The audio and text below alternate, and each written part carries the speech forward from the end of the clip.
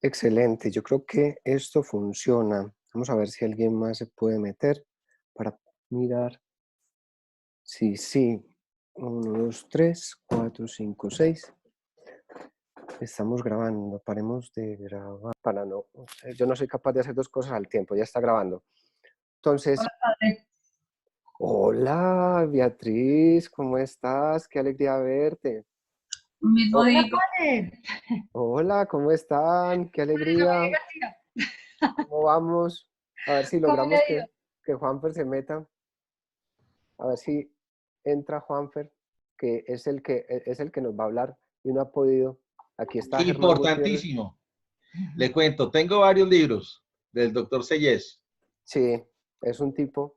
Fundación Frisbee, mire, ahí está entrando Padre, nuestro ¿y sus queridísimo Juan papás David. cómo les ha ido en su aniversario? Sabes que muy bien. Pues claro que no Ay, los he qué llamado. lindo, pero es una bendición de Dios. ¿Cuántos años están de aniversario, padre? Mis papás 52. Yo tengo Uy, 50, mis qué papás bendición 52. tan Así que grande. no los ha llamado padre. Sí. No Muy ve que bien. estaba cuadrando esta cosa. Muy poco. Papás, padre. O sea, como mamá le digo, Primero, sí. A ver, muéstrese la cara, pues, porque es que es muy berraco uno poder hablar contra el computador sin computador. en la etapa cuarentena no se justifica. María Franco, no sea boba. Ay, no importa. Aquí Espontáneo, dice, espontáneo. aquí me dice que está iniciando. Encomendemos. Ángel Custodio, que entre Juan Fernando Sellés. No, Ah, pues sí. como están las cosas, yo creo que eso sería San Miguel Arcángel, padre. Hágale San Miguel Arcángel, Ángel de mi guarda, mi dulce compañía.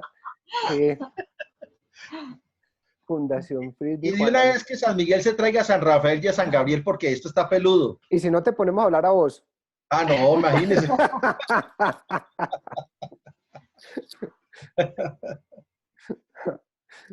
Ya por aquí está Arnold. Arnold, bienvenido. Juan Pablo Mendoza. Alfredito. Germán, ¿qué tal, hermano? ¿Cómo va? Muy bueno, muy bien. A ver si Juan entra. Dice. Yo veo ahí Norman. una Juan Antonio, ¿será ese, padre? Juan Antonio. No, todavía no. Espérate. Hay un Está un tocayo. poquito nervioso.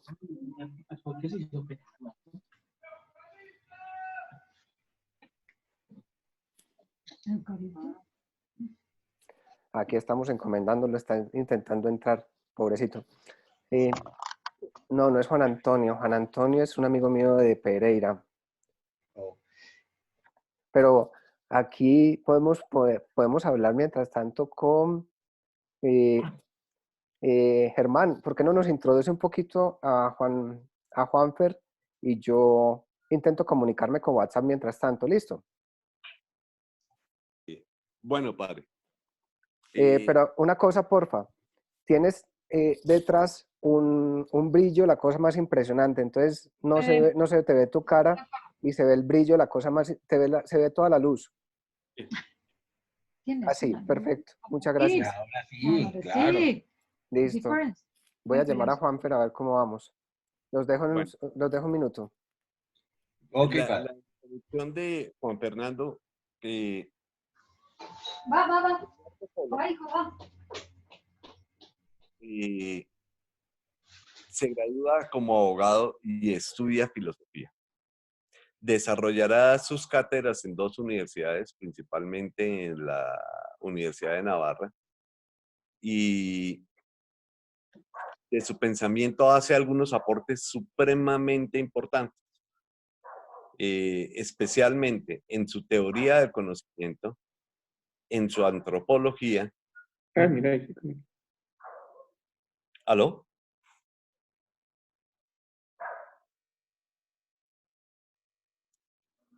¿Sí?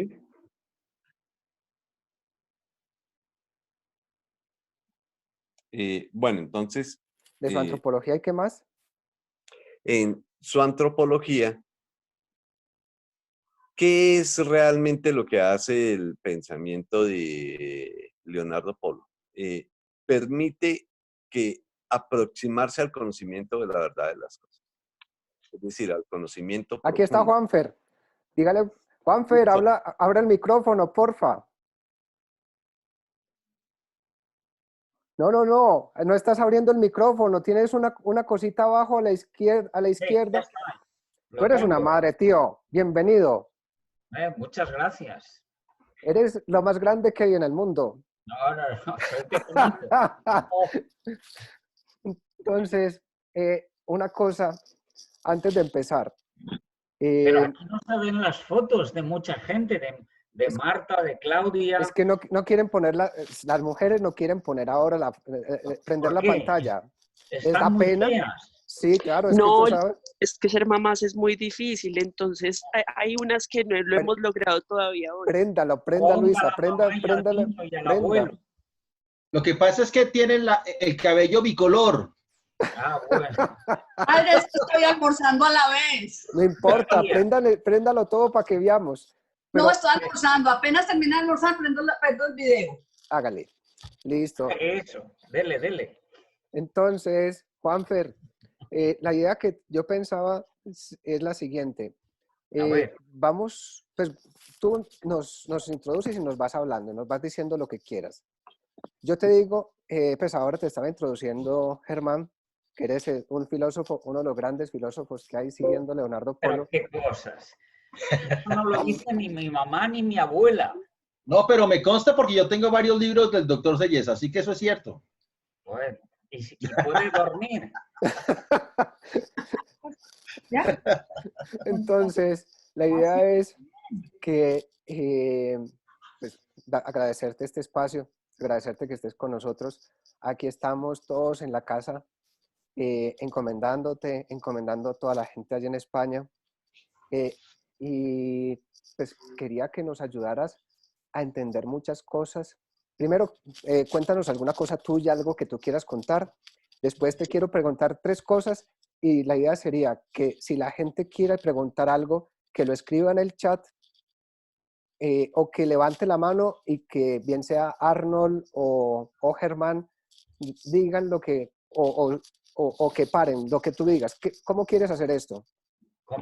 Como acostumbren, si yo no tengo inconveniente. Esta es la primera vez, tranquilo. Entonces, aquí vamos. Entonces empiezas. Juanfer, ¿quién eres? Pues vamos a ver, yo nací aquí, en España, y estudié en la Universidad de Navarra. Y tuve la suerte, desde jovencito, desde la carrera, que, bueno, yo no soy nadie. Quiero decir, yo hago lo que puedo. Yo hago lo que puedo, ¿eh? Aunque haya escrito mucho y esas cosas. Pero tuve la suerte de ponerme a la rueda desde muy joven con un genio, porque Leonardo Polo no es normal para nada, en nada. Quiero decir, no es... Es decir, yo he conocido mucha gente, muchos filósofos de esos que suenan en todos los... Bueno, hoy está en crisis el pensamiento, ¿no? Pero de los que suenan, los El señor célebres, estaba en imagen y se me fue la imagen. ¿Tú me la puedes restaurar? Gracias. María Eugenia tiene problemas. María Eugenia. Claro. María Eugenia de Llorente, sí. Yo Es que no quiere, estoy no. en la Sergio hace unos años. Tienes un botoncito Nos quiere abajo. poner la foto. Ahí aparece Natalia. Natalia Jiménez, aparezca Natalia, despierta. Hola. Muy jovencita la Que Natalia. Que muestras la foto. Total, que Voy a yo tomar me- apuntes. apuntes, olvídese de apuntes. Vamos a ver. Mentiras, estoy molestando. Hola Natalia. Todos los libros de Polo y los míos son vuestros o suyos, o como se llamen, ¿eh? Que hay una colección. Quiero decir, se los paso por mail cuando me digan. No tenemos ningún problema con el copyright, ¿eh? Y son unos cuantos. Sí. Ay, Bueno, entonces eso. no, estaba muy bien antes. ¿Hablamos de qué? ¿Del bicho? ¿De Hablamos, Leonardo Polo o qué? si quieres, Vamos a ver. hablamos de si quieres Una hablamos de persona Leonardo, normal. si quieres hablamos de Leonardo, si quieres, aquí hay mucha gente, pues muchos que son filósofos. Hablo Sí. de Arnold, hablo de Germán, hablo de otros así medio locos. Hablo de gente muy importante. Pero hay otros que no tenemos ni idea de filosofía. Entonces, la pregunta es, ¿para qué sirve estudiar filosofía? ¿Para qué sirve estudiar antropología? ¿Y por qué es tan importante meterse con Polo? Esas son las 3 preguntas que yo voy a hacer, no más. Que ya las hiciste. Ese don Jaime es imparable. Bueno, a ver. Y ese es el dilema de los abogados también.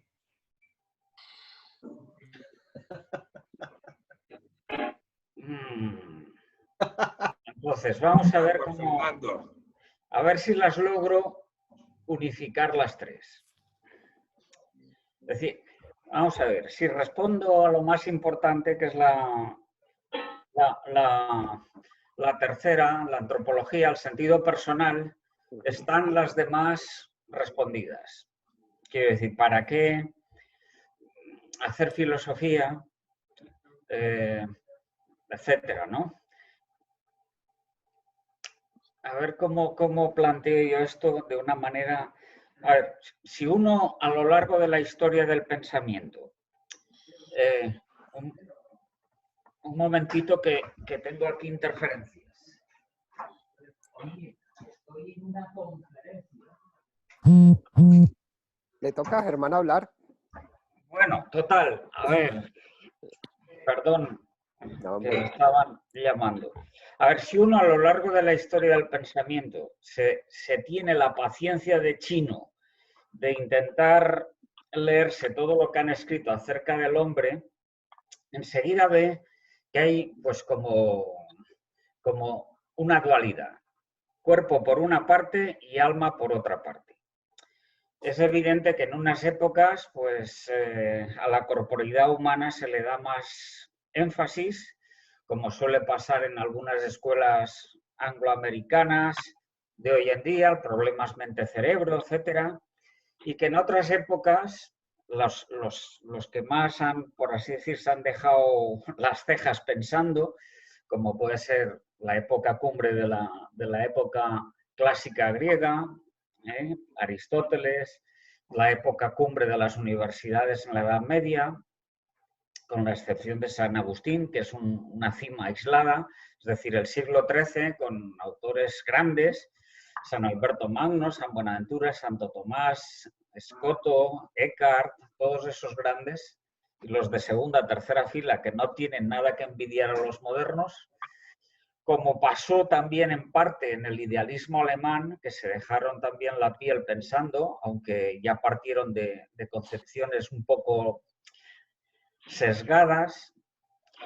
Bueno, se han dedicado más al alma, todos esos.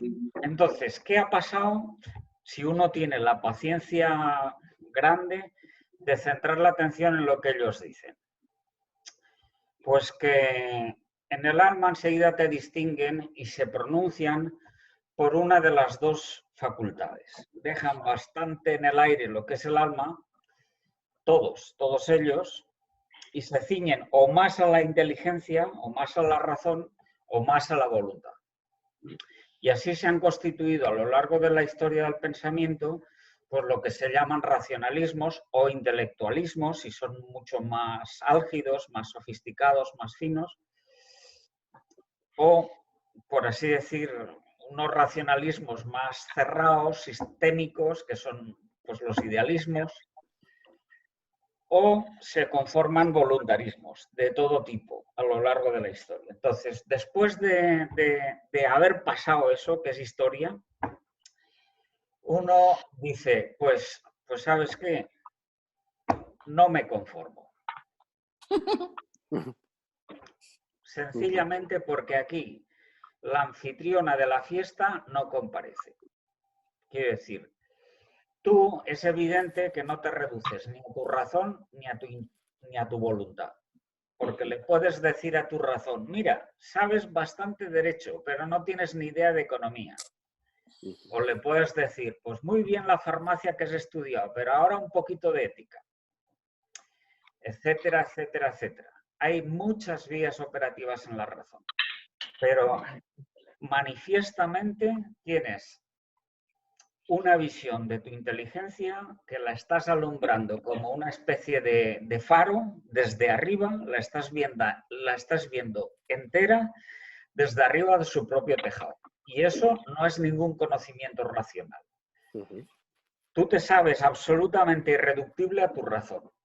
Es más, cuando intentas darle vueltas con tu razón a quién eres, que es lo que le ha pasado a unos cuantos de los grandes, por ejemplo Heidegger, pues SOS. La razón, como no es persona, sino que es una potencia tuya, pues no te responde a tu propio sentido personal. Con lo cual, pues se queda perpleja. O sea que todos los anteriores han sido reduccionistas, bien sea por razón, bien sea por voluntad. Lo voy a intentar un poquito con contexto histórico, porque si no va a parecer esto que yo soy un poco, yo que sé, budista, un poco raro, ¿no? No. Partimos de lo que hay, de todo lo que se ha hecho, que es mucho, las bibliotecas llenas, ¿no? Entonces, ¿qué pasa? Pues que en esos periodos de auge se ha desarrollado mucho todas las vías operativas de la razón, más unas que otras, según autores, o los diversos actos, las diversas virtudes de la voluntad. Por ejemplo, Tomás de Aquino, pues la distinción en toda su época de razón teórica, razón práctica, que viene de Aristóteles, pues la tiene muy sofisticada. ¿Cuáles son los actos de cada una de ellas, los hábitos adquiridos respectivos, la capacidad irrestricta de su crecimiento, etcétera? Todo eso está olvidado hoy en día por todas las corrientes modernas de pensamiento. Te vas a las virtudes, tal como las trata él, te hace una colección de más de 30, todas engarzadas.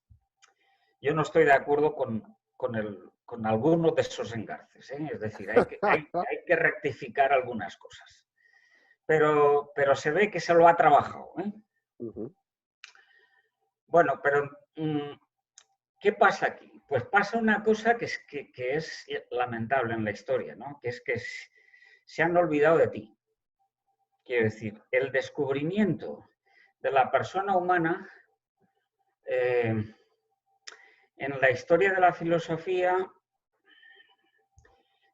a ver si lo digo bien, no están los griegos.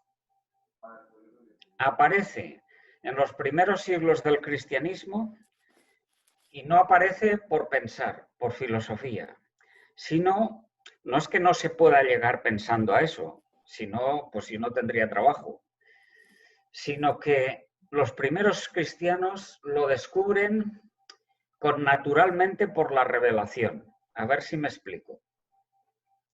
Los primeros siglos del cristianismo, el siglo I y II, es un enfrentamiento. Ellos se tienen que defender contra los judíos porque los judíos les están diciendo, pues si vosotros decís que creéis en el mismo Dios que nosotros, pues no lo vemos claro, porque vosotros decís cosas raras de Dios, a saber que hay personas en Dios, que Dios puede tener un hijo, que hay una vinculación entre ellos. Dios es Dios, es uno, ¿no? Entonces, primeros concilios de la Iglesia se reúnen y dicen, vamos a ver, ¿cuántos dioses hay? Respuesta, uno. Una naturaleza divina. ¿Cuántas personas hay? Respuesta, 3. De modo que, conclusión, es absolutamente imposible que la noción de naturaleza signifique lo mismo que la noción de persona. Sí. Ya tienen eso aclarado, por lo menos para ellos. Muchos judíos ceden y se convierten, otros no. Siguientes siglos del 3 al 5, hasta el concilio de Calcedonia, 451. Sí. Ahora que tenemos claro que el significado de persona como distinción de relaciones plurales en el seno de la Trinidad, ahora encaremos el mismo problema con Cristo, porque tenemos problemas ya no con los judíos, sino en el seno de los cristianos, porque hay muchos herejes, es decir, gente que dice bobadas como las de hoy.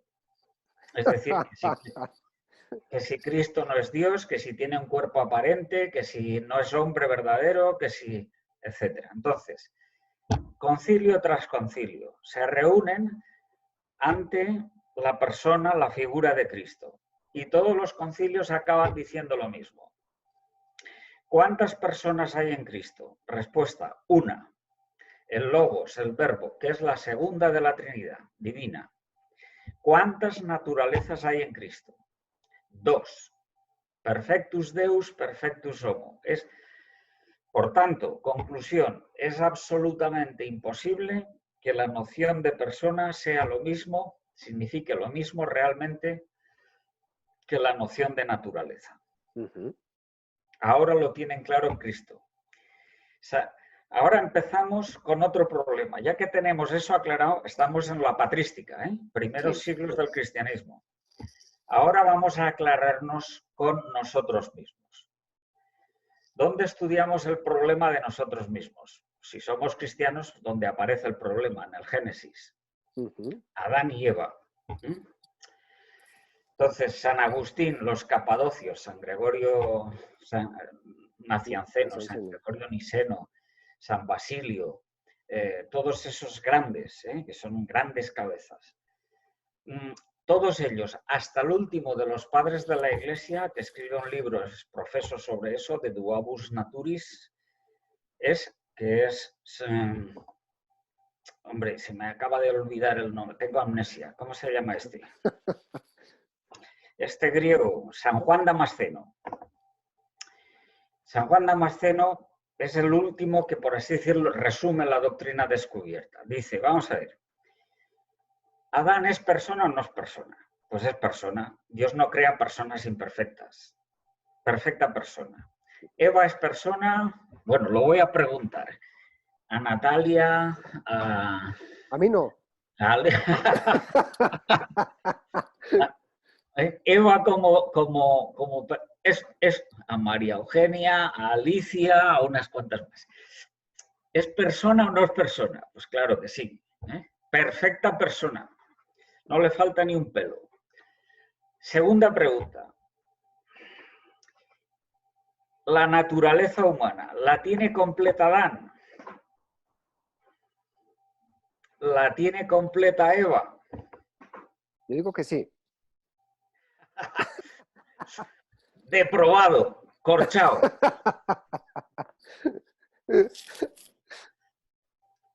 Todos los padres dicen, perfectas personas sí, porque la persona en nosotros proviene directamente de Dios. Pero en cuanto a la naturaleza humana, es decir, todo el compuesto humano, la naturaleza corpórea, las potencias, etc., pues ni Adán tiene la completa naturaleza, ni Eva tampoco.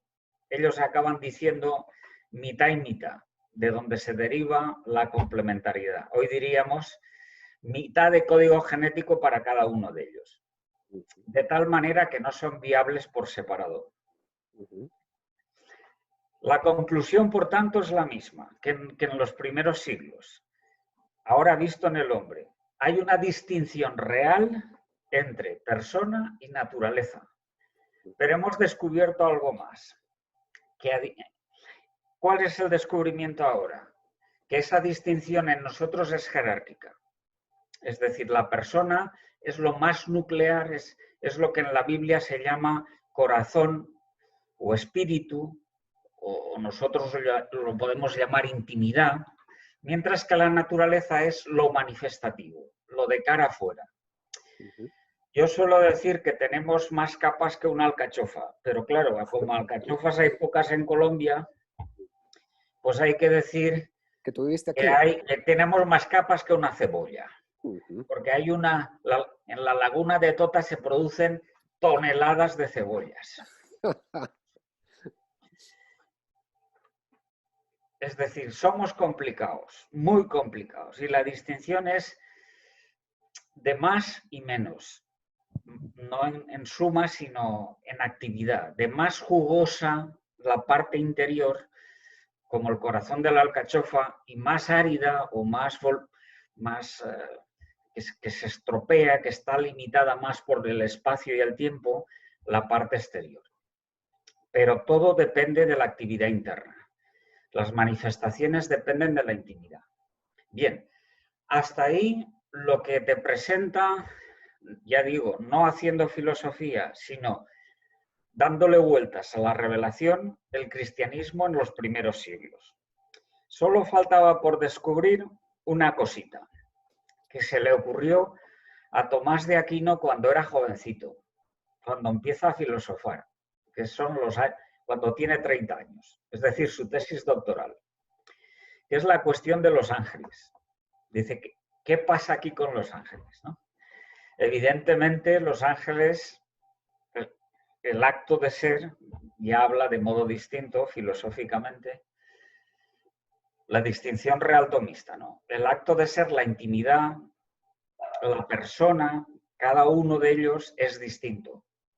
Y viene, su origen es Dios, es creación directa de Dios, con lo cual la persona depende directamente de Dios. Ahora bien, ¿qué pasa con la naturaleza de los ángeles? Es decir, las potencias angélicas, si tienen inteligencia, si tienen voluntad, etcétera, etcétera. Si la persona no se reduce a sus potencias porque es una realidad creada, por tanto compuesta, lo superior es la persona y lo inferior, pues es lo que podemos llamar la esencia de cada ángel. Pero claro, el ángel no tiene naturaleza común como tenemos nosotros. No ha recibido nada de sus padres, sino que lo ha recibido todo de Dios. Tanto el acto de ser o intimidad como las potencias que conforman su tener. Es decir, tanto el ser como el tener es de dependencia vertical, no horizontal. Entonces, ¿qué dice Santo Tomás? Pues se plantea justo el mismo problema que se han planteado los primeros padres de la Iglesia, ¿no? Y lo resuelve. A ver, voy a preguntar. ¿Cuántos ángeles conoce Natalia? Natalia, no se duerma. Aquí estoy, aquí estoy. Los Dime un nombre. arcángeles, Un nombre, no tipos, porque esos son nombres que les ponemos nosotros, sino nombres reales que aparecen. Y digo, igual que tú te llamas Natalia, un San nombre. Rafael, Vale, uno. ¿Te sabes alguno más? San Gabriel, San Eso ya Miguel. es notable. Sobresaliente. Pregunta para todos. Bueno, para todos no, por María. San Rafael, San Gabriel, San Miguel. ¿Cuántas personas tengo? María está almorzando, le tocó a otra. No, María lo que pasa es que tiene el aparato del audífono. Ya ¿Ya almorzó? ¿Que cuántas personas hay? No contesto. El profesor Sellés está hablando ahorita de los 3 arcángeles importantes, pero hay muchos más. Los ángeles de la guarda, que pues no le conozco el nombre a mi ángel de la guarda, pero los arcángeles tienen funciones espectaculares, porque Claro. por ejemplo, San Gabriel es el ángel de la anunciación, Claro. San Rafael es el ángel de la salud, y que acompañó precisamente en su camino dentro del relato bíblico del Antiguo Testamento a este personaje cuyo nombre se me olvida en este momento, discúlpenme. Tobías. Padre A Mauricio, Tobías. bienvenido. Ni más ni menos, a Tobías, que lo acompaña de regreso hasta la casa de sus suegros, después de pasar todo tipo de apuros. Y obviamente San Miguel, que es el nombre del guerrero, el príncipe de la milicia celestial, quien se enfrentó a Lucifer, quien se Francisco, enfrentó y comandó el ejército de Dios en el cielo cuando se dio la gran pelea. Francisco, que Entonces, para. Esa es mi Listo. intervención. Ok. Yo voy Muchas a gracias. quitar cámara Pero- para que no se ponga tan fuerte la banda, pero los estoy escuchando y estoy encantado. Profesor Muy- Sellés, gracias por su generosidad. No, gracias a ti, Francisco. Nos has dado pista para seguir. Porque fíjate lo que hay detrás. Los nombrecitos que acabas de decir, Miguel, Rafael, Gabriel, acaban todos en él. Él en arameo significa Dios. Cada uno de ellos, como tú muy bien has dicho, Francisco, es una misión o, mirado desde abajo para Dios, una relación o una referencia distinta en cada caso respecto de Dios. O si quieres, un nombre personal, irrepetible, novedoso respecto de Dios. Un nombre que deriva de Dios y que hace referencia a Él.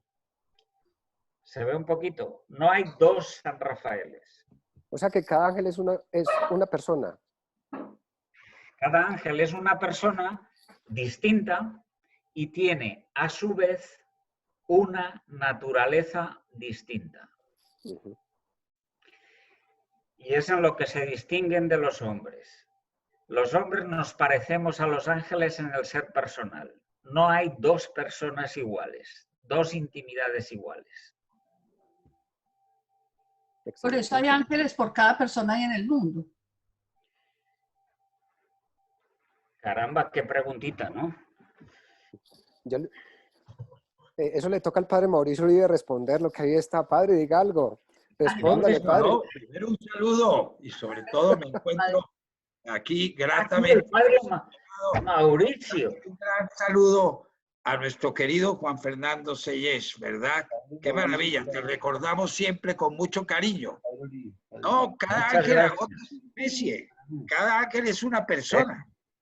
Única. Una persona. Es una entidad unipersonal. Bien. Personal.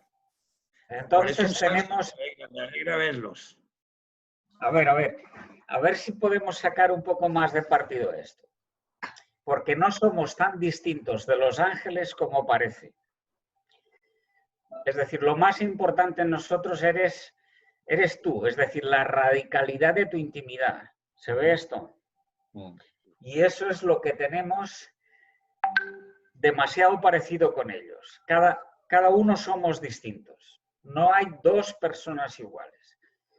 En lo manifestativo nos pasa distinto a los ángeles. Ellos se distinguen muchísimo entre ellos, pero nosotros tenemos, por la comunidad de origen de nuestros padres, tal, Adán y Eva, tenemos demasiadas cosas en común. Si no, la medicina no sería una ciencia común. ¿No? ¿Se ve un poquito? Sí. Ni sería una ciencia común para todos, pues la psicología. O sea que no habría medicina para los ángeles. No habría medicina para los ángeles, porque los ángeles todos tienen naturaleza distinta. Efectivamente. Cada uno se las tiene que ver solo respecto de Dios. No tiene, por así decir, link horizontal. O si se quiere, la fraternidad está exigida en nosotros y en ellos es libérrima. No sé cómo decirlo, ¿no? Uh-huh. Porque nosotros, si no tenemos apoyo por los lados de papás, mamás, profesores, la tata, los hermanos, pues ni crecemos ni somos viables. Juanfer, pero tú estabas diciendo que somos más parecidos a los ángeles o muy parecidos a los ángeles. ¿Cómo así? En el acto de ser personal, en el ser personal. Hasta el punto de que si el acto de ser personal del ángel es muy excelso, dependiendo de la respuesta humana íntima de cada uno de nosotros, que es en lo que en cristiano llamamos vocación, podemos no solo ser como los ángeles, sino incluso superior a ellos. Eso está además revelado. La Virgen, ya de entrada, es superior a todos los ángeles. Y está claro que no es por la pasta flora, quiero decir por la corporeidad. Ajá. Eso un ángel lo ve y dice, sí, yo, para ti. Uh-huh. Pero ¿y nosotros? Sino que es por el nombre personal, por el sentido, por el corazón, por la actividad, por el foco del volcán que hay en la intimidad de la Virgen. Ya nativamente. De salida mucho más. También lo dice San Pablo, ¿no? Juzgaréis a los ángeles.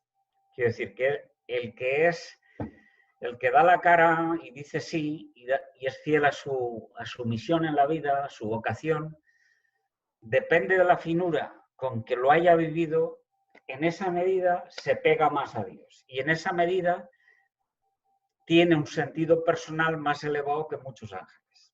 Yo tengo una pregunta. La Adelante. diferencia, la situación de los ángeles con respecto al orden sacerdotal. En relación al orden sacerdotal, porque se dice que los sacerdotes van adelante de los ángeles, mientras que nosotros los laicos vamos atrás de los ángeles. No, pues, la misión del sacerdote es una misión tan excelsa que puede, bueno, quiero decir, ningún ángel puede conferir el perdón a nadie. Ningún ángel puede confeccionar la Eucaristía. Un sacerdote sí. Pero es un sacerdote no porque él sea guapo, por así decir, sino porque tiene ese don divino exprofeso para ese momento. Es decir, el ser, esto ya es, pero qué filósofos más profundos sois, ¿no, Carlos?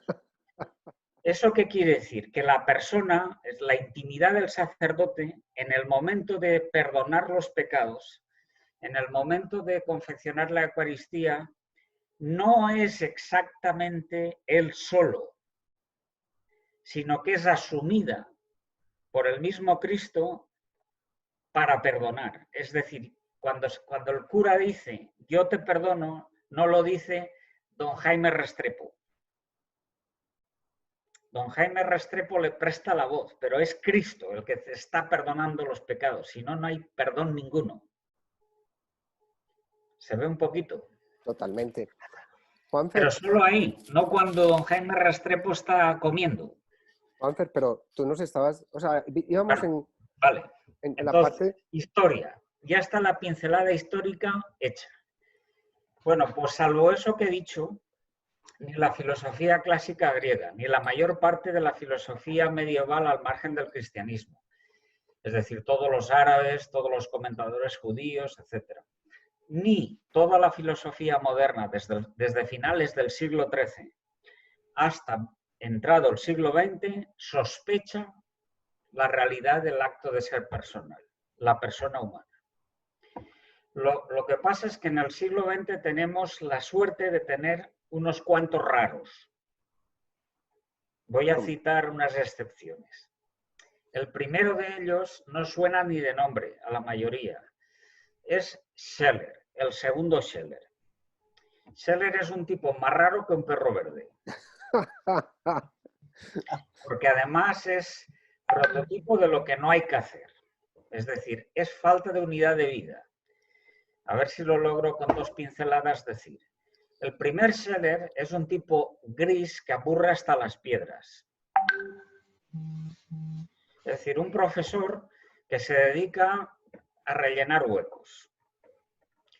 Que no anima a nadie, que no ha topado ni con un método ni con un tema para hacer filosofía. Es decir, desastre. Y además vive intelectualmente así porque moralmente es desastre y medio. Jesús. Vive con una señora de armas tomar. ¿Ok? No hablemos mal Pero de las mujeres. Pero tiene mucha suerte este cuate, mejor dicho, este mansito. Y es la siguiente suerte, que tiene un alumno que es un recién converso. Se llama Dietrich von Hildebrand. Un chico que es judío de familia y de religión, jovencito, que se va todos los veranos a veranear a Florencia con sus papás. Pero es tremendamente fino. Entonces se escapa haciendo sus excursioncillas. Se va a una basílica y empieza a ver todo el arte pictórico. Se va a otro sitio y empieza a escuchar el canto gregoriano. Se va a otro sitio y empieza a ver la orfebrería, el museo de un sitio de Florencia. Total, que él dice, bueno, un momento, aquí los cristianos no han hecho esto, todo esto, no lo han hecho por amor al arte. Aquí hay gato encerrado. Aquí hay algo más. Empieza a escarbar y le da un voto de confianza al Nuevo Testamento. Se lo lee y dice, sí, esto me explica la culminación, me enseña el sentido desde arriba, desde el ápice de la pirámide, me enseña el sentido del Antiguo Testamento. Me convierto. Él solo se convierte, cosa seria en aquella época. Toma ya. Jovencito se convierte. Y con la efusión, con la calidez, con la sencillez, porque este es un ingenuo toda la vida. No tiene maldad. Es decir, si no lo pillaron los nazis 3 veces que fueron a por él, es por pura providencia, es decir, por pura casualidad no se fue al campo de concentración. Porque se equivocaron de portal. En vez del suyo se fueron al lado. Y así 3 veces. Total, que este, con toda la sencillez del recién converso joven, se va a sus clases en invierno en Alemania, en Múnich, y dice, ¡buah! Por a este señor que lo desprecia todo el mundo, a este pobre Scheller, pues voy a tener yo un poco de compasión con él. Resulta que se pega al profesor, se hace amigo, hasta tal punto que lo convierte. Wow. Convierte a Scheller y Scheller deja a la señora con la que convivía y la señora le arma un escándalo público en los periódicos y en la universidad por falta de, por así decir, de cumplir el pacto de unión, que este señor se tiene que esconder. Tiene que abandonar la academia, tiene que malvivir e irse a otra ciudad. Se va a otra ciudad, lo pasa mal, 1912. Empieza a dejar de mirar para afuera y empieza a mirar para adentro. 1912-1920. Publica unos 16 libros, todos dirigidos a la intimidad personal, unas veces desde la libertad, otras veces desde el amor personal, otras veces desde un conocimiento superior al de la razón, otras veces enfrentándose a toda la tradición racionalista precedente y voluntarista precedente, tanto de los clásicos como de los modernos, haciendo historia de la filosofía y superándola. Bueno, pues todas esas intuiciones que tiene el segundo Scheller son válidas. Descubren el acto de ser personal, cómo somos por dentro, todo de cara a Dios. 1922. Acaba mal la novela, lo siento por las chicas. Se le cruza una alumna aventurera de clase por delante. No he dicho que se había casado con Mari, 1912. Bueno, 1922. Se le cruza una alumna, abandona a su mujer y se va con ella de excursión. Jesús. Quiere decir, se va con ella por ahí, por el mundo. Es como si hubiese apretado desde esa fecha la tecla del delete. ¡Plup! Todo lo que había descubierto antes se le olvida. Empieza a mirar para afuera otra vez. Empieza a hacer sociologías, macrovisiones del mundo, a intentar pegar autores de la historia de la filosofía que no pegan ni con cola. Por ejemplo, Nietzsche y Hegel. Jesús. Es decir, caos con patas. Y muere 6 años después. Bueno, pues el Scheller que nos ha legado la historia de la filosofía es el tercero. El caótico. Scheller de los valores, que no tienen fundamentación ética en base real, etcétera, etcétera. El segundo Scheller es el que acierta y está olvidado. Pero tenemos más suertes. Y es que hay un cura de 25 años, parisino de la época, que sabe alemán. Que él en su tesis doctoral se ha especializado en los dogmas de los primeros cristianos. Y al leerse lo que Scheller dice acerca de la persona, dice, me casa. Lo que dice este tipo es lo que han descubierto los primeros cristianos en los primeros siglos. Con lo cual, es compatible. Y empieza a escribir, ese se llama Nedoncel. Nedoncel es un chico muy fino, Es más, todos los libros que tiene, en todos ellos aparece la distinción real, jerárquica, entre persona y naturaleza humana. Es más, hasta en el título de alguno de ellos aparece. Pues bien, ni siquiera hoy los especialistas en Medoncel se dan cuenta de la distinción real. Piensan que persona es el todo humano. Y Medoncel les está diciendo por activa y por pasiva, en francés, que no, que persona es cada quien irrepetible. El interior, lo externo, es de la persona, no la persona. Pero entonces tú decías ahora que Adán no era, fue lo que entendí, que no era Adán es persona. perfecta persona, pero no tiene la naturaleza humana completa. Ah, ok, perdón. Porque es varón, no es varón y mujer.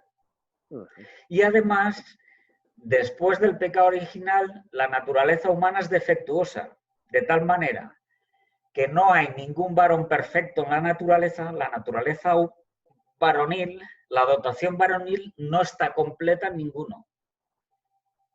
Ni la femenina tampoco, salvo en dos. En ese orden de ideas, ¿cuál sería la definición de la persona humana? Porque yo veo que en ese caso sería incompleta.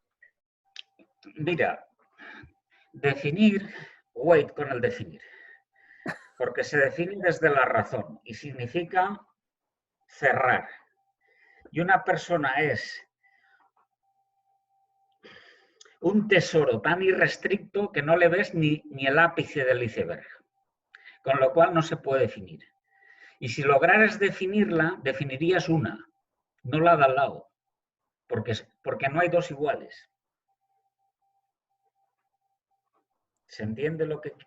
Sí. Juanfer, pero bueno, tú vas a ir... Un momentito. Vas a llegar a Polo, me imagino, o no vas a llegar a Polo. Sí. Ah, bueno. Polo es uno de los 5 raros que hay en el 20 y que no conoce a ninguno de los precedentes, porque no se los ha leído. Y es raro desde pequeño.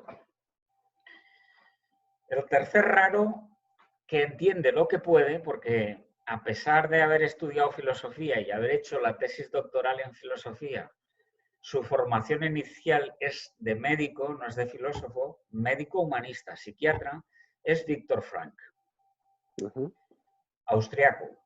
Por eso los seguidores de Viktor Frankl con el método de la logoterapia están tan pegados. Dicen, este tipo es genial.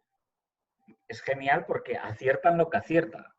Pero si compara su antropología con la de Scheller, pues no le llega ni a la altura del zapato. Con la del segundo Scheller. Porque entiende lo que puede de Scheller. Ahora, es un tipo judío ortodoxo, que todos los días lee la Biblia y hace oración.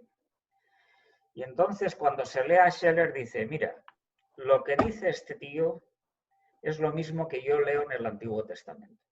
Y en su casa la católica era su esposa, no él. Él nunca se convirtió.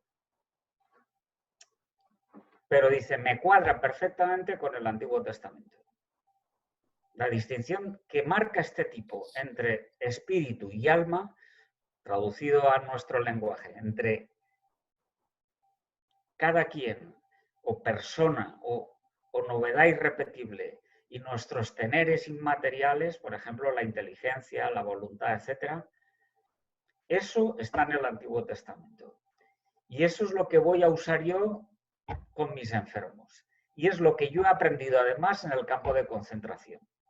Porque ahí, a pesar de no tener nada, de que te hayan robado lo material, que te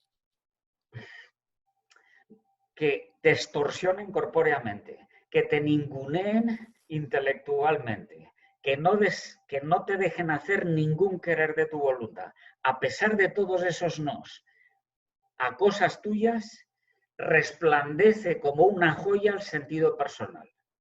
Y resplandece a veces no solo entre los prisioneros, sino también a veces entre los guardianes. Se da cuenta, lo pesca y lo vive. Y después lo aplica a todos sus enfermos. ¿Que tienes una depresión? Pues mira, tú no te reduces a tu depresión.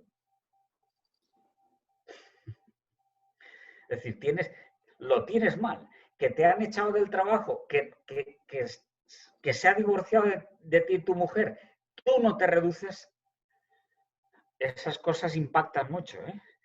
Pero el aceite que tú eres en la intimidad siempre está por encima de todas las aguas de la naturaleza humana. Juanfer, Alfredo quiere preguntar una cosa. Sí. Alfredo, ¿preguntas? Aquí, bueno, aquí está. Dice, ¿por qué hoy en día hay tantos que se declaran agnósticos que no quieren creer en nada? Esa es la pregunta de Alfredo. Casi nada la preguntita. Yo te diría lo siguiente, porque la culpa no es solo de ellos, sino nuestra también. Porque estamos demasiado obcecados mirando para afuera. ¿Qué si trabajo? ¿Qué si currículum? ¿Qué si CV? Dicen en Colombia. ¿Qué si esto? ¿Qué si lo otro? No, si es que nada de lo de fuera te va a responder. Ni siquiera tu esposa. Porque no eres un invento de tu esposa, ni de la universidad, ni de la empresa, ni de la historia, ni de la economía, ni de la biología, ni de nada. Es más, el sentido personal que tú alcanzas de ti mismo, ya he dicho, es como la punta del iceberg. Lo que te queda. Mira para adentro. Si te obcecas en el mirar para afuera, no hay sentido. Quiero decir, le puedes dotar de sentido a tu profesión. Le puedes decorar el piso como te dé la gana. O te puedes ir a Bonga si quieres. Muy bien. Pero, es decir, le dotas de cierto sentido a tus vacaciones. Pero al final tienes que decir, todo esto tenía que ver conmigo. ¿Yo para qué? ¿Cuál es mi sentido personal? O si queréis, lo que hay en el Apocalipsis, que repetía tanto Polo en clase a los alumnos, ¿no? Al que venciere le daré la piedrecita blanca. Está hablando San Juan para los judíos. Ya sabéis que los judíos son muy simbólicos, son muy pegados al terreno. Al que venciere le daré una piedrecita blanca en la que va escrito su verdadero nombre. En el siglo I, cuando había, por ejemplo, teatro, las entradas del teatro eran piedrecitas planas y redondeadas de río. El lecho del río da piedrecitas redondas, o el mar. Las acuñaban a fuego con números romanos y te daban la entrada para el teatro. De modo que no cabe haber 2, 3. Si hay 2, 3, pues es porque alguno te está tumbando. No sé. Don Fernando, un saludo aquí desde Palo Grande, Manizales.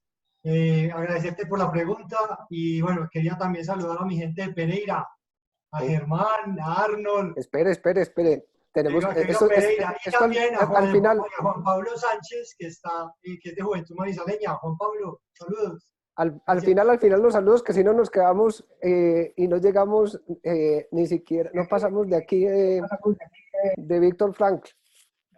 Bueno. Entonces, al que venciere le daré una piedrecita blanca en la que va escrito su verdadero nombre. No hay 2 nombres iguales. No hay 2 treses. Nombre que solo él conocerá. Toda la vida es una búsqueda progresiva del sentido personal. Y al que no tire la toalla, la manifestación completa de ese sentido es el cielo.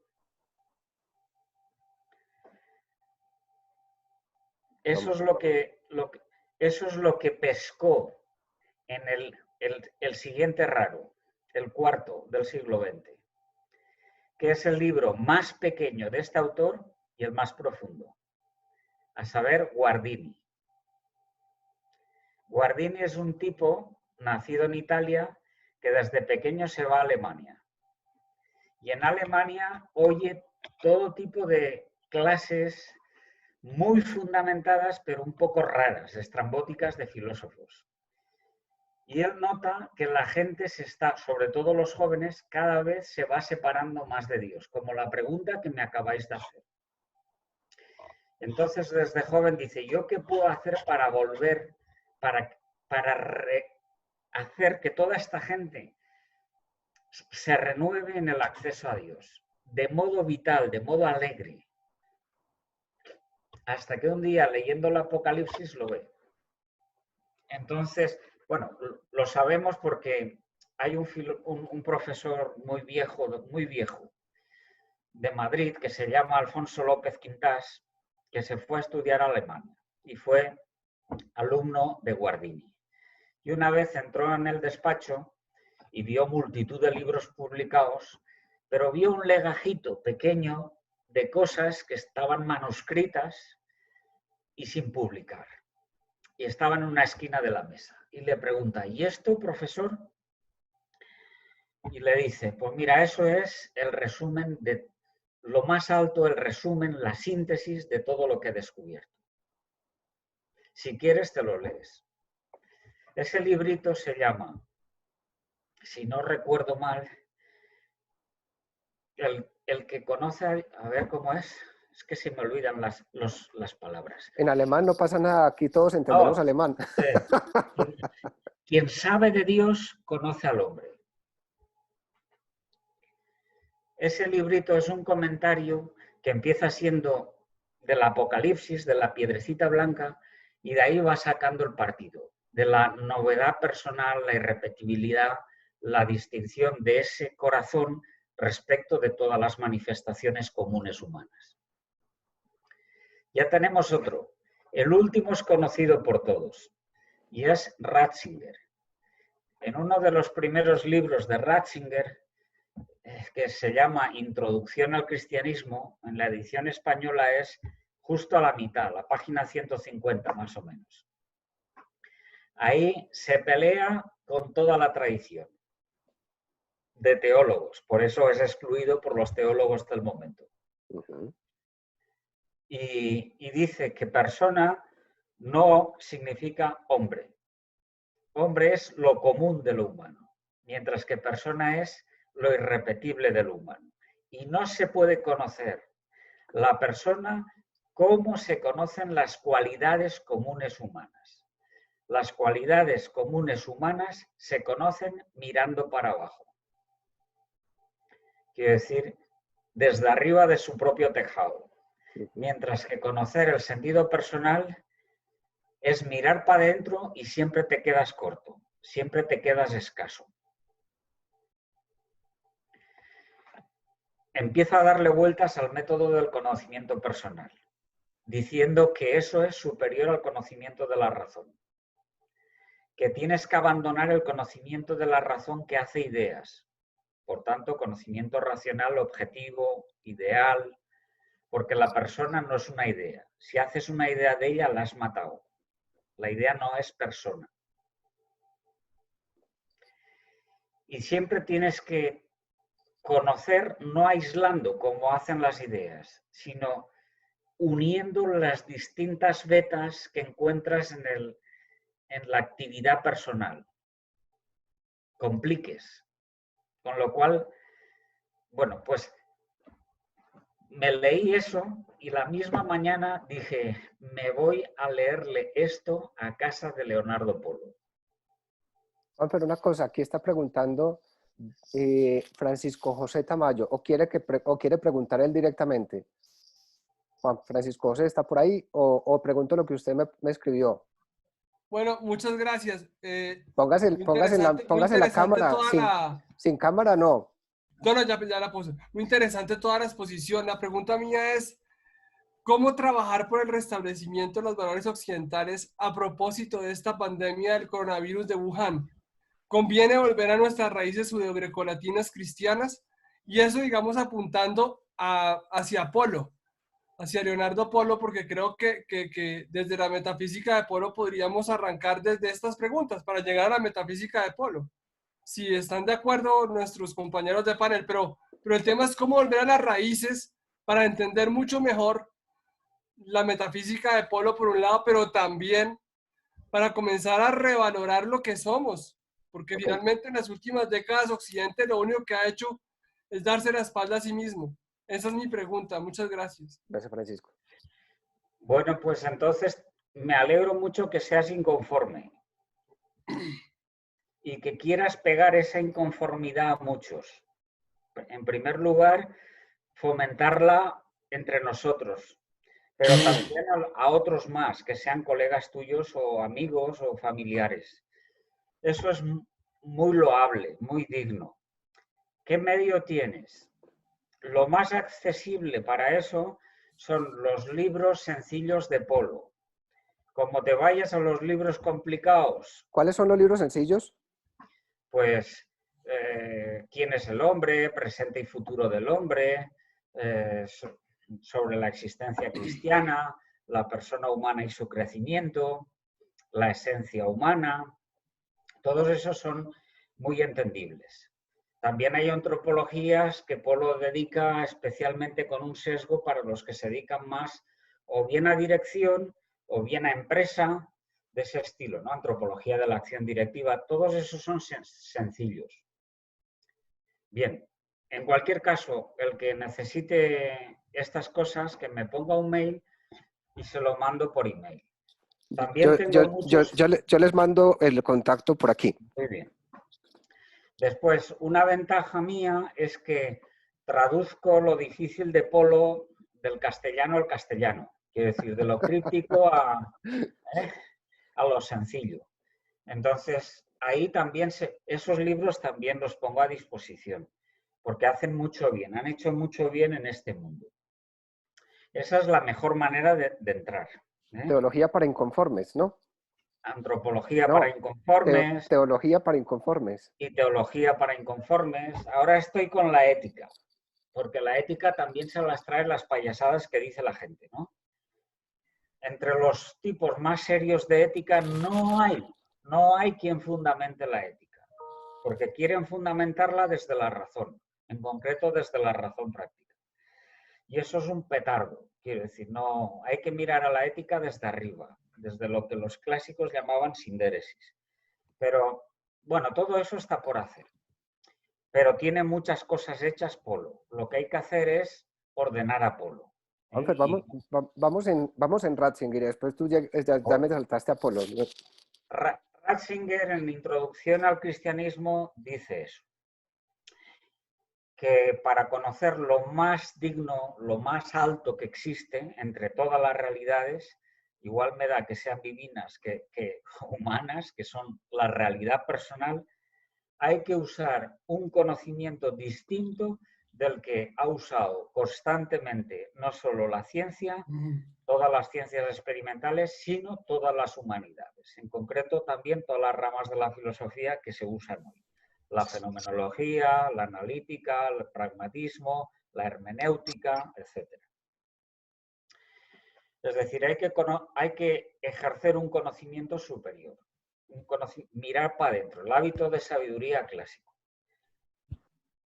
Bueno, pues eso cuando lo dice, que lo dice muy bien en un par de paginitas, me fui corriendo a casa de Polo y se lo leí. Y Polo me dijo, pues me alegro muchísimo de no ser el único raro en el siglo XX. Es decir, coinciden a la perfección. Bueno, ahora sí, introdúcenos a Polo. Bueno, de Polo, ¿qué puedo decir yo de Polo? Pues vamos a ver, pues un poco biográfico, porque si no es un poco... Polo es un genio desde pequeñito. A los 14 años, pues ya se ha leído toda la biblioteca, que era inmensa, de su abuelo. Y ya estaba regateando con los filósofos. Jaime Balmes, estaba leyendo a los idealistas alemanes, etc. Pero pasa lo siguiente, que su padre y su tío tenían un bufete de abogados en Madrid muy potente. Entonces, a instancias de su padre, pues le dice, oye, el legado va a ser tuyo. Métete a estudiar la carrera de Derecho y después, pues queda en tus manos, ¿no? Entonces, Polo, durante todo el bachillerato y durante toda la carrera de Derecho, pues hombre, tenemos las calificaciones desde cuando era pequeñitos. Y tiene todos sobresalientes, todo 10, menos en deporte. Que tiene un 7 o un aprobado de misericordia, ¿no? Pero todo 10, barría. Entonces, saca la carrera olímpicamente. Yo no sé si iba a clase, pero tampoco esto es modélico, ¿no? Pero se embebió por su cuenta de todos los filósofos. De modo que, en un escrito que es el primero que tiene a los 23 años, que no recomiendo a nadie porque no vais a entender ni la dedicatoria, le zumba a todo el mundo. Le zumba a Heidegger, pone del revés a Hegel, le zumba a Aristóteles, le zumba a Tomás de Aquino. Es decir, se pasa 15 pueblos por encima de ellos. 23 años.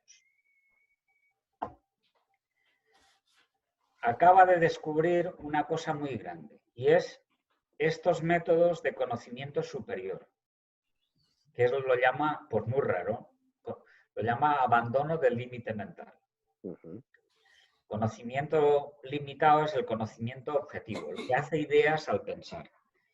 Pero los conocimientos más altos que tenemos, que son normalmente los menos usados, no hacen ideas al conocer.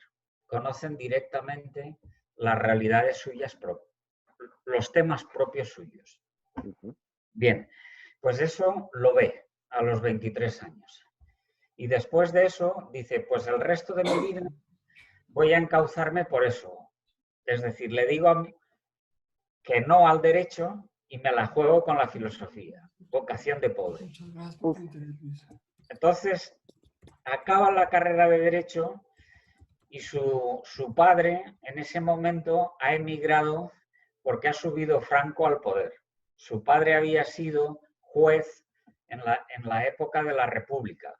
No tenía delitos de sangre, pero había sido juez del bando republicano en Albacete. Entonces, al subir Franco al poder, emigra para evitar represalias. Se va primero a México y en México no le dan papeles. Y se va a Chile. Y en Chile malvive y muere un año después. ¿Y Leonardo se fue con él? No, Leonardo se quedó en Madrid. Toda la familia se queda en Madrid. Entonces el tío le dice a Leonardo, oye, ponte tú a cargo del bufete. Entonces Leonardo se va al bufete y empieza a darle vueltas a los papeles y al cabo de una semana le dice a su tío, ni un folio más. Esto es aburridísimo. Entonces su tío le dice, pues búscate la vida. No te, Entonces se busca la vida.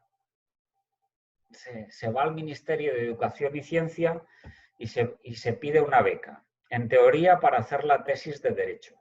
Le dan una beca de 2 años en Roma para hacer la tesis de Derecho. Y yo le pregunté un día, bueno, en esos 2 años, ¿usted qué escribió de Derecho? Y me dijo, ni una palabra. Eso que no lo copie nadie. Se dedica los 2 años metiéndole 10 horas diarias o más a su nivel, a intentar perfilar los distintos caminos de abandonar ese pensamiento limitado para acceder a los temas más altos. Y empieza a escribirlos. Y de eso tenemos todavía 4 tomos sin publicar, que son muy difíciles, muy crípticos. Bueno, ese es el comienzo de Leonardo. Al cabo de esos 2 años, porque él era pues un miembro del Opus Dei, el fundador del Opus Dei, sabiendo que era, pues por muchos motivos, podría decir muchas anécdotas, pero tal vez en otro momento. Sabía que Leonardo era too much, demasiado, y de Leonardo conocía también pues muchas cosas de San José María, íntimas. Entonces San José María le dice, a ver, Leonardo, si no te parece mal, te podrías ir a la Universidad de Navarra a empezar la filosofía. Se lo está diciendo a un licenciado en Derecho, que no tiene ni la licenciatura de filosofía. ¿Pero a estudiar o a hacer el... A empezar la facultad. Él como director de la facultad. A empezar la facultad. Entonces se viene a Pamplona, bueno, le dice más cositas, pero en otro momento. Se viene aquí y empieza a dar clases de filosofía del derecho y derecho natural en la Facultad de Derecho, que es una de las primeras que había. Esa es la de medicina. Pero a los 4 años, él ya ha conseguido tener el título de toda la carrera de filosofía, de haber hecho el trabajo de investigación y de haber hecho la tesis doctoral. Comento alguna anécdota de este tipo. La tesis doctoral, por ejemplo, se encierra 1 mes y medio y se la entrega al director. Y el director dice, toma castaña, esto es demasiado, pero se te ha olvidado una cosa. ¿En mes y medio? Mes y medio. La hace sobre Descartes y cambia el paradigma de Descartes para el resto de la vida. Quiero decir, hasta la fecha Descartes es el padre del racionalismo y a partir de ahí, de esa tesis doctoral, Descartes es voluntarista. Porque el método cartesiano es la duda, que es una operación voluntaria. Duda porque quiere, sigue dudando cuando quiere y termina de dudar porque le da la gana. Sin motivo racional ninguno. De modo que, tras esa fundamentación, deja claro eso, pero no le ha puesto ninguna cita a pie de página. Eso fue lo que le dijo el director de la tesis. El director de la tesis dice, oye, pero esto no se hace. Que había que poner citas. No te preocupes. Se encierra 1 mes y medio más y le pone citas. Defiende la tesis doctoral. ¿Y ahora qué tengo que hacer? Hombre, Leonardo, ahora los filósofos pues escriben libros. Entonces, con eso que tenía descubierto en Roma, escribe el primer libro. Y lo manda a los mejores filósofos del momento en España para que le den el feedback. Pues Zubiri y todos esos. No le responde ninguno. No le entiende. No le entendieron. No le entendieron. Entonces Polo decía, pero ¿cómo es posible que esto... Voy a escribir un libro un poquito más realista, porque ellos son así más... A ver si explicándoles el método que he llegado para descubrir esto, pues me entienden. Pues 2 años después les manda el nuevo libro y la misma respuesta. Silencio sepulcral. No le entiende nadie. Eso es 1964. Desde ese año hasta mi curso, que es el 84, justo 20 años después, no tenemos nada de Polo. Porque Polo en el 64 dice, ya que no me entienden, no escribo más. Se dedica a dar cursos a todos, seminarios con ingenieros, con médicos, estudia neuronas, estudia lo que quieras, astronomía, estudia física, estudia de todo, pero no tenemos materializados esos estudios. Pero en mi curso da una casualidad y es que tengo de compañera a una enfermera, María José Franquet, que hacía turnos en la clínica universitaria. Y desde el primer día se dio cuenta de que este era un genio. Entonces, como hacía turnos, se traía la grabadora. Y cuando no podía venir, le decía a una compañera, el tape recorder, el tiempo del tape recorder. Grábame, por favor, las lecciones de este profe. Y ella los fines de semana iba transcribiendo, ¿no? Total, que al final del curso, que duraba el año entero, nos da un tocho así de folios a doble columna, letra pequeñita, nosotros ya nos dábamos cuenta de que cada clase era un Mediterráneo, era una pasada, ¿eh? Sin tiempo de comienzo ni tiempo de final. El que quería se iba y see you. Pero pensar en alta voz, ¿eh? Hacer jugar a los grandes del pensamiento, pelearse entre sí hasta que como fruta madura surgía el descubrimiento, ¿no? Una pasada. Juanfer, bueno, total que al final... Dos cosas que ya se nos está acabando el tiempo. Dos cosas. ¿Por qué no nos dices dos cosas que sean una pasada en el pensamiento de Polo, que no los haya llevado alguien? Y segundo, ya le puedo dejar la palabra a... Aquí está Juan David Galeano intentando, pues casi que me mata, intentando hablar. Pues piénsate, ¿qué cosas así espectaculares crees tú? Bueno, Polo nos puede ayudar, porque esto es un abrebocas, pues un curso de Polo en una hora pues es muy complicado. Las partes más altas de la filosofía son, por este orden, las siguientes. Las que tienen los temas más altos. En primer lugar, la antropología trascendental, porque es el acceso cognoscitivo íntimo a la persona humana, la cual está abierta a la trascendencia pluripersonal divina. Es decir, a saber que es absolutamente imposible que en Dios exista una única persona. Eso, si se le saca partido en teología, como he intentado pues, presentar a modo de introducción en la teología para inconformes, tiene mucho recorrido. Es decir, da lugar a muchos descubrimientos que no se han hecho todavía. Es decir, la teología está un poco también entre pañales, a pesar de que se han dejado el seso muchos grandes ahí. Eso dará mucho recorrido para la teología. Pero la clave de eso, la apertura de eso es la antropología trascendental. Eso es la primera. Ahí hay descubrimientos de primera magnitud de Polo sin precedentes. La segunda es la metafísica, los actos de ser reales extramentales. Eso está bastante trillado en Polo y está muy acrisolado respecto de toda la tradición. La tercera es la ética, ponerle bases a la ética, axiomáticas, porque la ética es lo más alto de las manifestaciones humanas. Todo eso que no tiene fundamentación hoy en día, en Polo la hay, existe. Y la cuarta es la teoría del conocimiento. Es decir, cómo funciona la razón humana.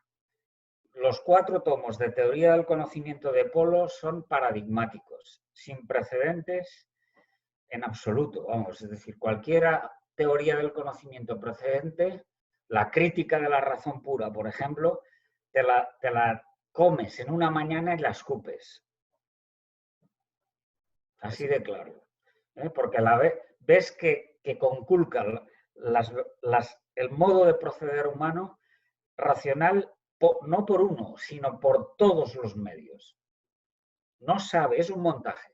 No tiene ni idea, lo digo clarísimamente. Me he peleado con todos los colegas, y mira que son buenos, ¿eh? No tiene ni idea de lo que es el conocimiento racional humano. Ni idea. Juanfer, muchas gracias. Un poco radical ya soy. Eres una madre. Muchas gracias. Bueno, a ver, eso... Juan David, que nos diga algo, Juan David, porque es que Juan David está desesperado y el resto que quiera hablar, hable ahora, calle para siempre, porque nos vamos en 5 minutos. Y ya acá tenía una tarea por hacer, pero qué bueno poder estar. Muchas gracias, Juan Fernando. Un amigo acá nos había hablado mucho de ti, entonces es muy valioso poder ver esto. Son 2 preguntitas. Rápido, es la primera, el conocimiento personal. He escuchado también durante estos días nos puede ayudar a acceder también a Dios. Y ahorita lo que decías, ese núcleo interior, ese acto de ser persona, ese conocimiento que llega por ahí. Pero ¿cómo se diferencia esto de esas corrientes orientales donde también se dice el conocimiento está en ti y luego eso se infiltra también un poco en estas propuestas de nueva era, que en ti está el conocimiento y demás? Esa sería la primera. Te respondo primero a la primera. El pensamiento oriental, yo no me puedo pronunciar porque no sé de él, pero por lo que me dicen los que han leído más de él, es más ético que de antropología trascendental. Quiero decir, es un tipo de mirada, a ver si lo logro diferenciar con dos palabras. Una cosa es una mirada interior, lo interior no es lo íntimo. Es decir, que tú puedas saber cómo está tu voluntad, qué le cuesta, qué no le cuesta, qué te resulta más fácil de querer, o cuál chico o chica te resulta mejor, más simpático o tienes más rechazo. Eso es un conocimiento de tu voluntad interior, pero no es íntimo. Bueno, pues ese conocimiento interior es oriental. Y de eso hay que decirles que lo hacen bien. La intimidad, que es apertura trascendental a Dios, ni la huelen los orientales. Muchas Más o gracias. menos. Y la segunda, Juan. Pregunta. Hágale pues. Y la segunda, pensando como en la misión educativa de las escuelas, de los colegios, acá es común que toda escuela, sea pública, sea privada, diga, aspiramos al desarrollo humano integral. Pero sería de qué modo realmente un modelo para comprender al ser humano como este del que nos has hablado, de esta antropología, de qué modo cabe en una escuela y cuáles no son responsabilidades de la escuela, porque la escuela acá pretende apuntar a todo, al desarrollo de todo, de lo afectivo, entonces que no son responsabilidades de la escuela. Juan David, si estuviese Polo aquí en vez de yo, te diría lo siguiente. Las tres bases de la sociedad actual, es decir, los tres agentes que vivifican la sociedad actual, son por este orden de importancia, primero la familia, en segundo lugar las instituciones educativas, cuya cúspide es la universidad, y en tercer lugar las empresas. Tanto la empresa como la universidad o cualquier institución educativa tiene el modelo de lo que estás preguntando en la familia. En la familia se quiere a cada quien por ser quien es, no porque toque violín o piano o sepa idiomas. Y eso que el padre lo hace cuando es sensato, la madre lo hace por ósmosis todo el día. Todo el día está como, ¿y esta por dónde me sale, no? ¿Quién es esta? No sé si se ve un poquillo. La clave está en la familia. De modo que cuando tú te plantees cómo tenemos que organizar la educación en un colegio, tiene que ser integral. Pues integral quiere decir que le tengo que dar lengua, matemáticas, naturales, sociales, pero yo no acabo de tener en cuenta que este chico, esta niña que tengo delante de mí, es irrepetible y que es más valiosa, solo ella, que lo común del género humano, a la calle la educación integral. ¿Me explico? ¿Está claro? Sí, creo que sí, es decir, es más importante valorar la individualidad y la unicidad de la gente. Una única persona que todos los premios Nobel juntos. Juanfer, muchas gracias por todo. Muchas gracias. Abran los micrófonos y denle las gracias a Juanfer, hombre. Muchas gracias. ¿Le puedo hacer una pregunta? Muchísimas gracias. Juanfer, muchas gracias. Una pregunta que estamos hablando. ¿Cómo les puedo explicar yo la vida trascendental del cristianismo a una persona de izquierda? Eso hay que rezarlo. Bueno, muchachos, hay que exorcizarlo. nos es vamos. muy complicado, pero bueno. Juanfer, ya son las 11 de la noche muchas ya. gracias. Chao, Juanfer. Gracias. Gracias, cabeza bucle. Francisco José. Padre Jaime. Sí. Gracias a todos. Dios los Señor. bendiga. No, Gracias. Señor. no, yo lo tiré. Los voy a sacar. Chao, No, tú muchachos. tiraste un 8. Por eso, después de un 8 tire para que te volviera.